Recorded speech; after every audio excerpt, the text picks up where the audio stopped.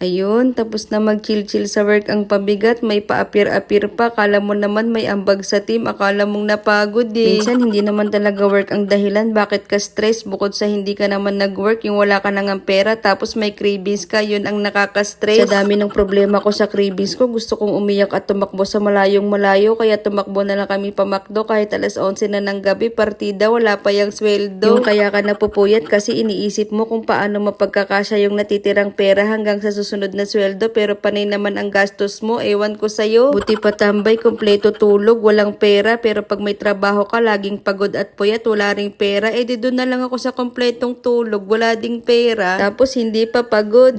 Joke lang, masisipag at maaasahan din ang mga tambay, minsan sila pa nga sasaklolo sa'yo sa kalsada pag kailangan mo ng tulong nila. Matagal na nga pala kaming may loyalty card, pero ngayon lang namin magagamit, correct me if I'm mistake, dapat yata dito minimum 200, maximum 500 ang bill para eligible ka sa discount. 17 pesos din yung na-discount namin gamit yung loyalty pag-ibig.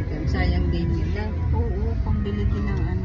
So, ang total dapat sana namin is 345. May discount kaming 17 pesos. 327 na lang.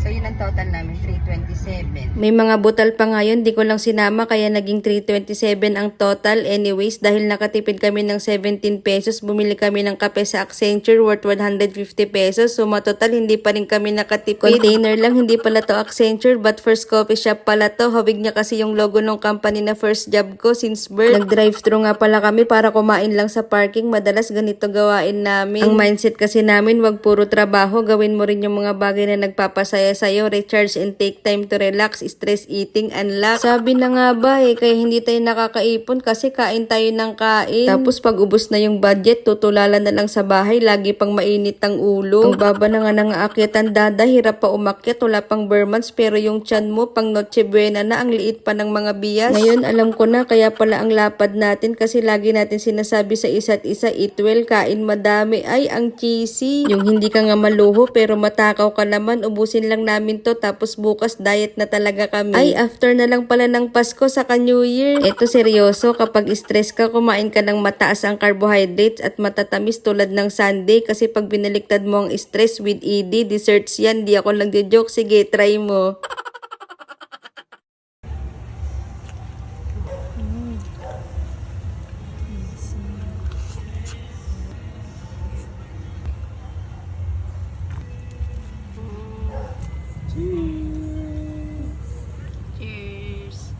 Ang sarap din naman ng ganito paminsan-minsan, madalas yung kahit hindi mo deserve, sige lang. Yung puro lang kayo tawa, walang stress, walang problema, tapos pag uwi ng bahay, saka na lang ulit mamroblema. Sa sobrang saya nga at kabusugan mo, yung dating hirap kang makatulog, tapos pag higop mo lang ng ice cream na nalusaw na, bigla kang nakatulog.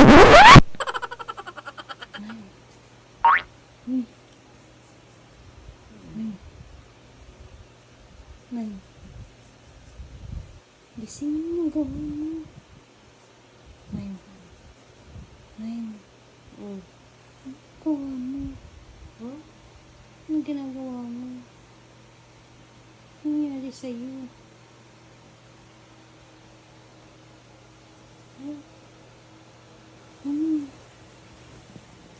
Asan yung price? Yung price.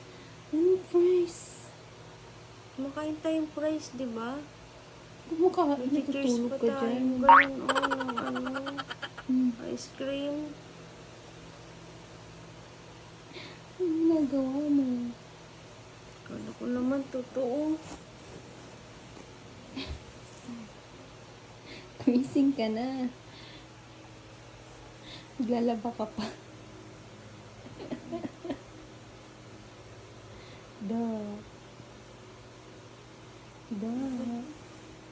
Ang sarap na ng kain ko. Tutulog ako ulit, baka matuloy. Pero sa pinagayatag, bumukbang ka.